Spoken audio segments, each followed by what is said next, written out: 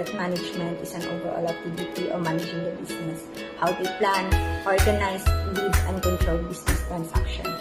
It has also taught me that being a manager, you should be the one who manage, encourage, and guide employees in order to get things done.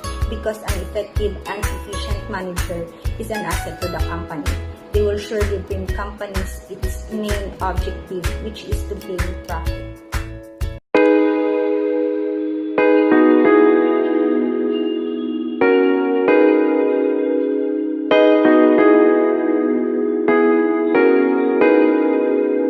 In this class, I learned the importance of manager in a business or organization. To be a good manager, you need to be effective as possible in the most efficient way. I learned also that in management, there's a lot of things to consider, like what is the best for the company, what is the best for people. It requires skills of understanding human behavior as well as establishing an effective style of leadership.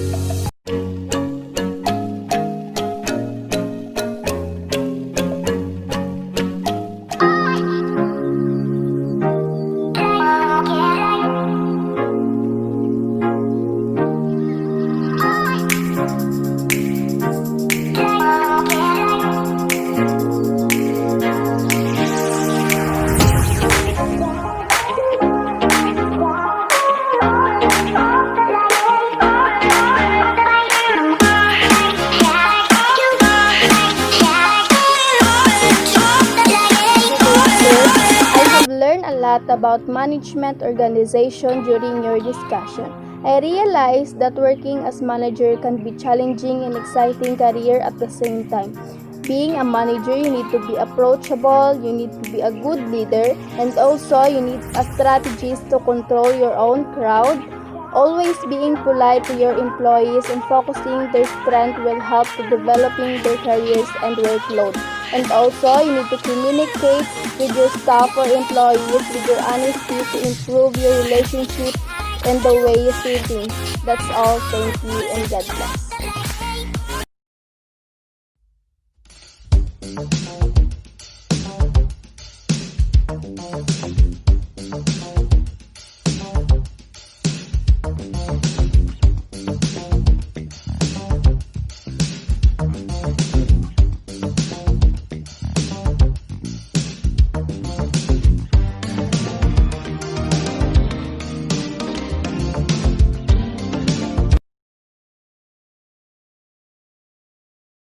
And organization.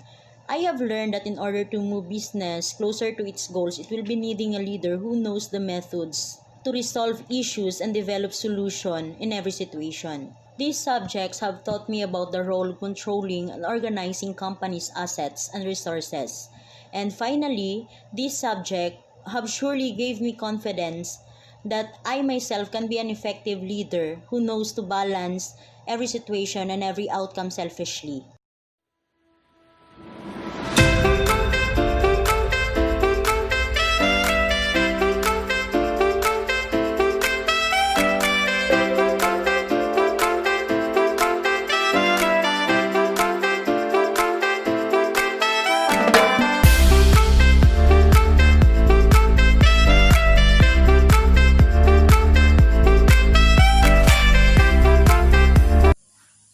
First of all, I would like to thank one of the most beloved teacher, being for a good teacher in the many student in HCCCIT.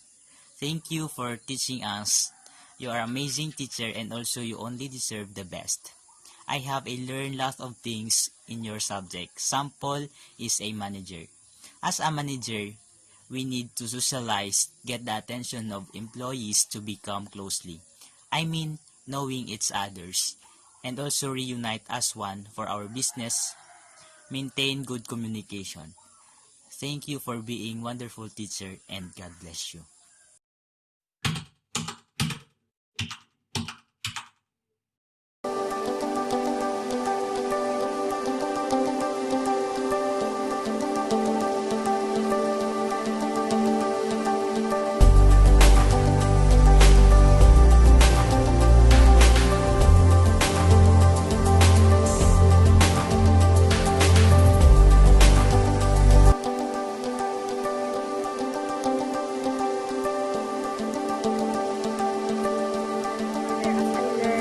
from these principles of business organization management.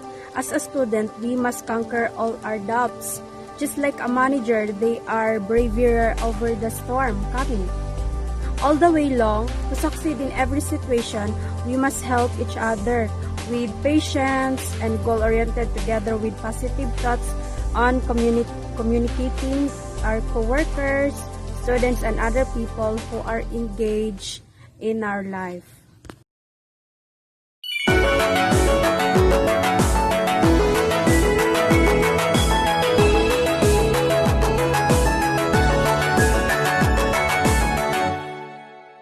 Skills of manager, mayroon siyang technical skills that reflect both understanding and proficiency. Human skills naman are skills associated with manager, ability to work well with others. Concept skills, meron the ability to visualize the organization as a whole. And sa design skills, ability to solve the problems in the way that will benefits the enterprises. Thank you.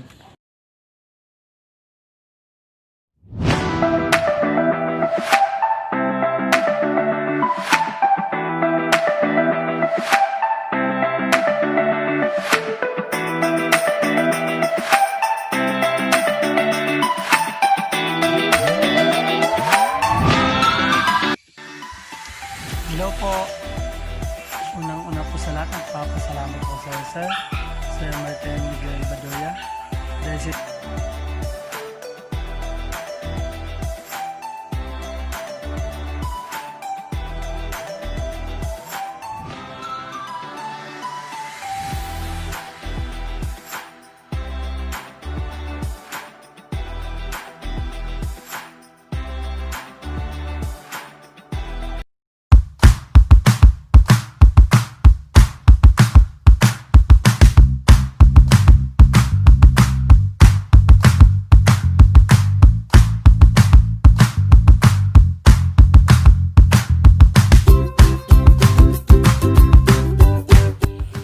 Hello and good day everyone.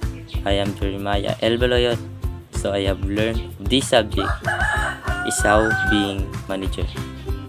Manager is a person responsible of controlling or administering all part of a company or similar organization. And also manager, a person in charge of the activities, tactics, and training of the sports team. Thank you.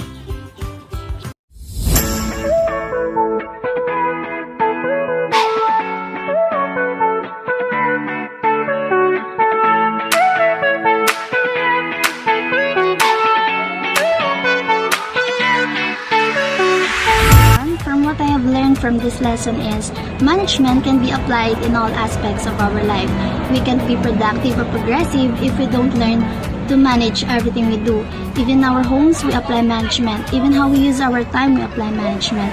Also, management help us to become more responsible and good leader to everyone. That's why management becomes a part of our daily activities. That would be all. Thank you and God bless.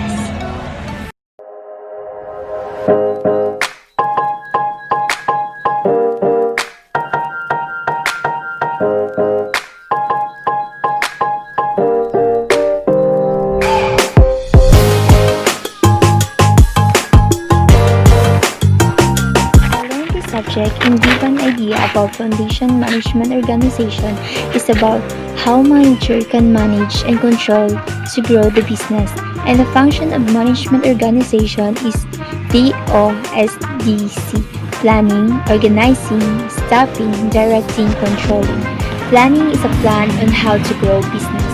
Organizing, determine the activity that needs order each company's goal. Staffing, recruiting, training, evaluating the employee. Directing is about the motivation. Controlling is consists activity.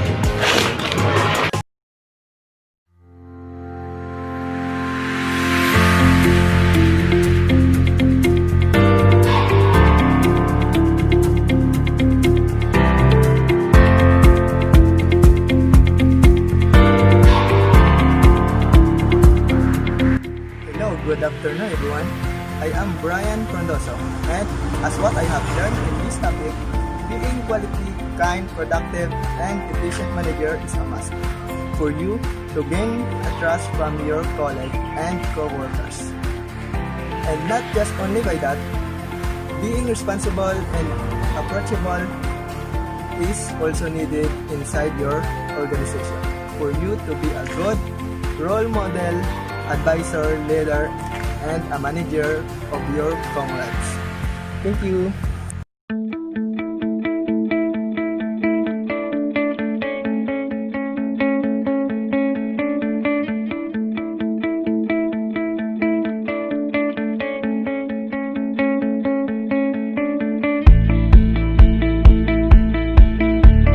From the lesson principle in business organization, I learned on how managers act like a good leader to his or her member. A manager has an authority to conduct and lead their member, and on how to manage the company or an organization by creating an ideas and to collect it, and to achieve group goals, which is to arrange the factor of the production assemble and to integrate the resource to achieve goals.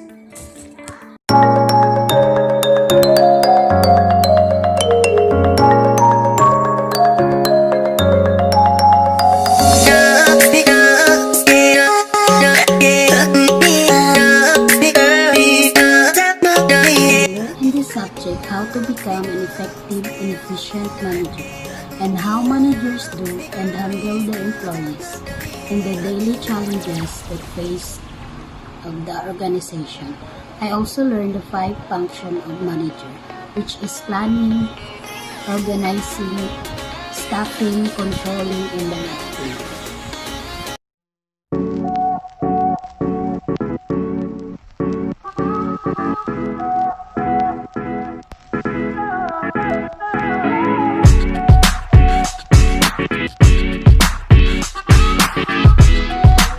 Guys, good day. Our subject is Principles of Business Organization and Management. I have learned a lot about the subject itself. I learned that the managers is not just important but very important in an organization, because manager is the one who manage and the one who lead, to plan, to control to a certain company that they manage. I was also enlightened about the principles of a business in an organization, and also about the management. I learned that there are specific level of a manager and their skills in terms of managing a business. That's all.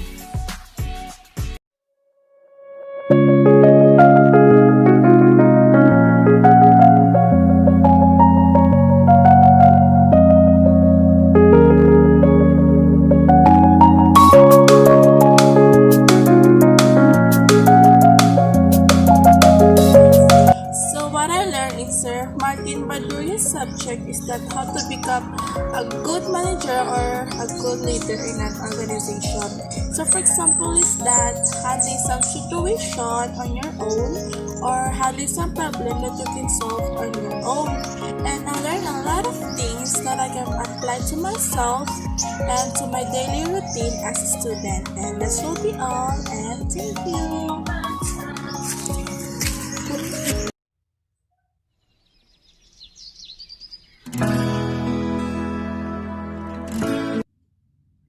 I learned the subject what is the purpose of a manager in organization, and then how to be a good leader to your staff. And then they have a different level of managers: top managers, medium managers, low level first line managers. They have a skills needs of managers. First, technical skills, human skills, concept skills, design skills. The function of managers, according to Henry Fayol, give a 5: planning, organizing, staffing, directing, and controlling. And a lot I learned this subject. Thank you.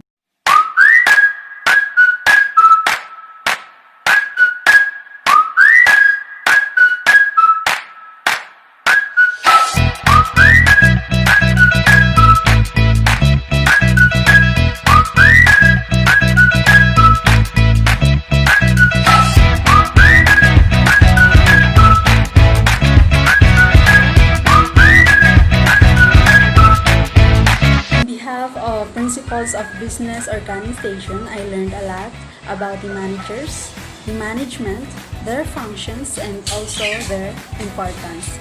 I also gained new knowledge and experiences on our performance tasks and shocked about the results of my pre-personality test. So, in overall, this subject is really helpful and useful.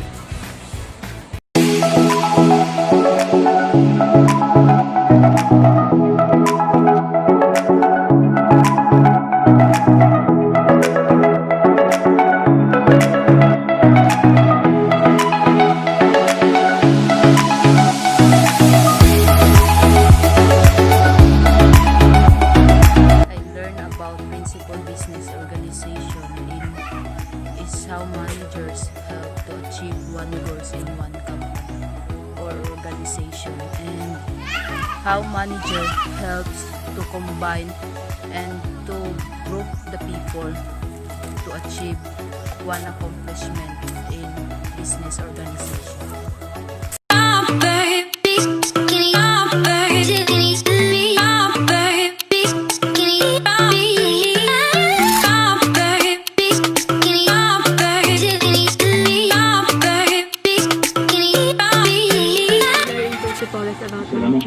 And I also learn about managers' manners, like they should honest all the time. They know how to accept her or his mistake in the field, and they know how to manage their fellow employees. And I also learn how important the manager in field, like they are the ones who manage the company.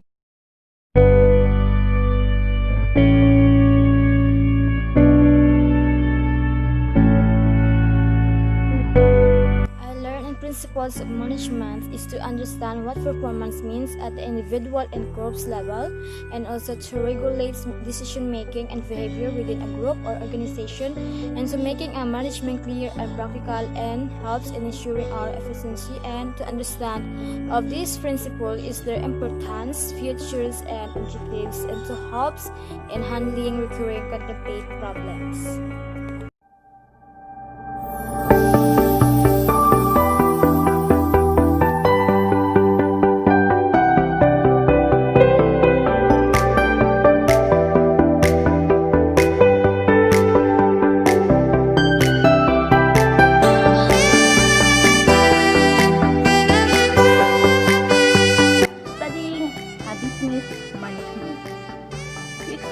Your business skills, study with specific program equip entrepreneurs, owners, and managers with specific business skills and knowledge. You will learn about management. You can learn effective management techniques, and that's all. Thank you.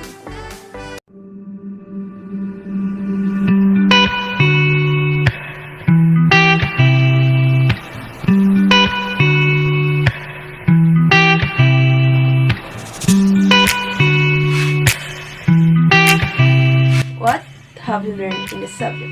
To sum up everything, I've learned the importance of managers in a business, the qualities in work they need to fulfill, the different types of approaches of management, and even management itself, the diversity of workforce and its different types.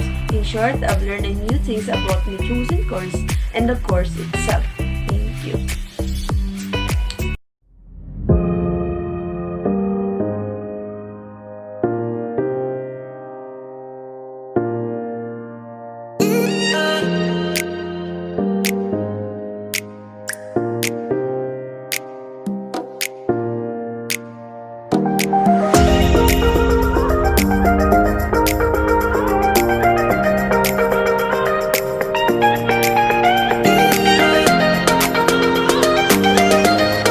Principle of Business Organization and Management.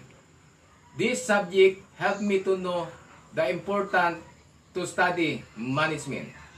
I learned also the foundation of management and organization, the characteristic of management, 14 principles of management, according to Henry Peel. meaning of management, manager, and organization. I also learned different approaches to become a good leader or a good manager, as well as the role of manager and why manager is important in the business.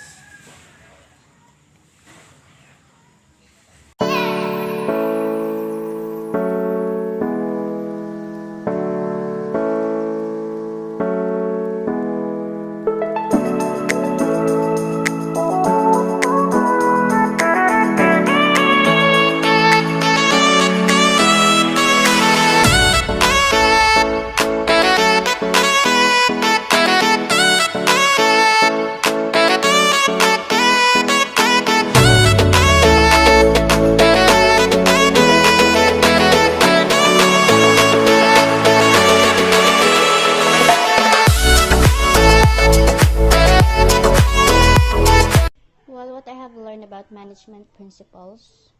Management principles is important to all small business. Management decision will impact the success of a business, the health of the works environmental. Its growth is an objective in customer value and satisfaction. Management is about achieving organizational objective through people. Principles are guides to make teaching and learning intelligent and productive. They are the fundamental through which we proceed from one situation out to another.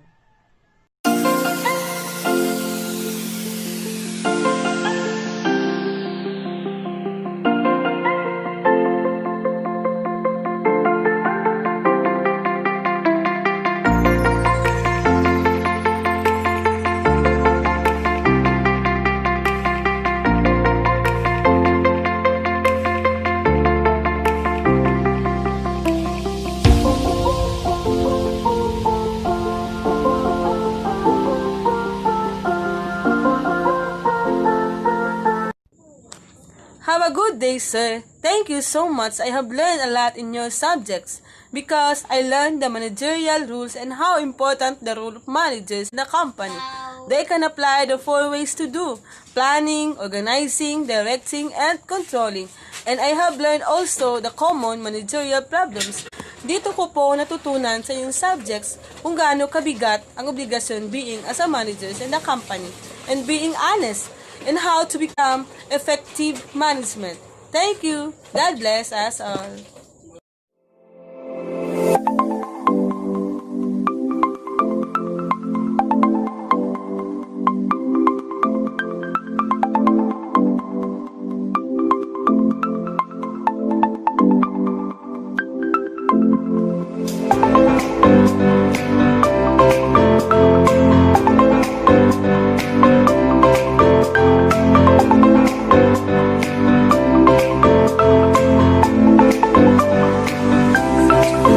Gives us idea about management and learn if who manager are and about the nature of their work. At upang sa ganoon ay atinding malaman ang bawat dimension nito, POLC, which is planning, organizing, leading, and controlling.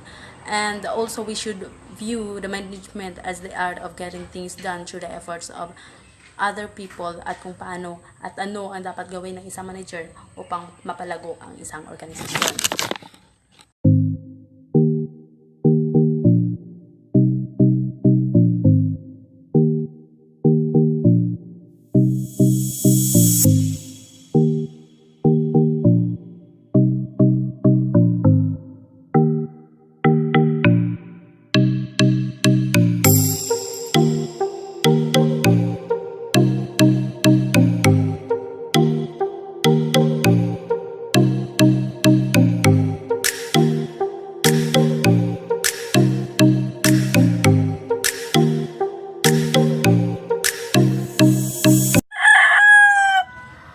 Good afternoon, sir. I am Alfonso Dimasua Jr. I have learned the 14 principles of management by Henry Payol, such as the divisions, authority, discipline, unity of command, unity of direction, subordinations of individual interest to the general interest, remuneration, centralizations, scalar chain, order, equity, stability, to tenure of personnel, Spiritual courts initiatives. If we applied those 14 principles, our business will increase and expand nationwide. That's all. Thank you.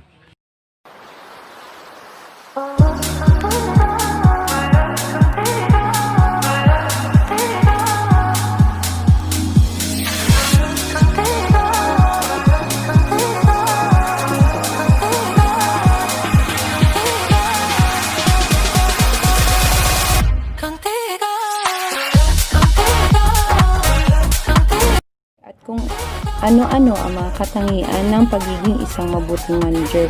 Pag may leadership, goals, time management, honest, integrity, and knowledge ang isang manager, ang business ay magiging successful in the future, and not only in the business, it's also in their employees.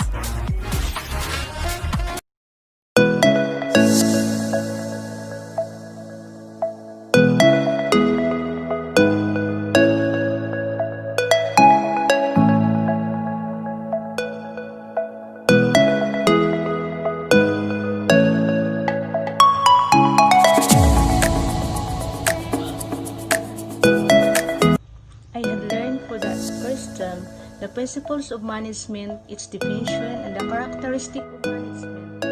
According to Henry Fayol, management is to manage, forecast, plan, organize, command, coordinate, and control the process of organization. It is also the process of getting things done through the best effort in order to achieve the goals of organization. It also focuses on how to manage an organization.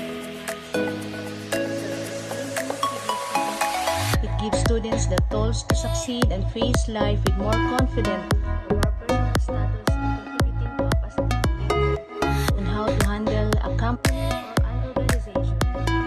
These the principles and functions of management. I learned in the entire term.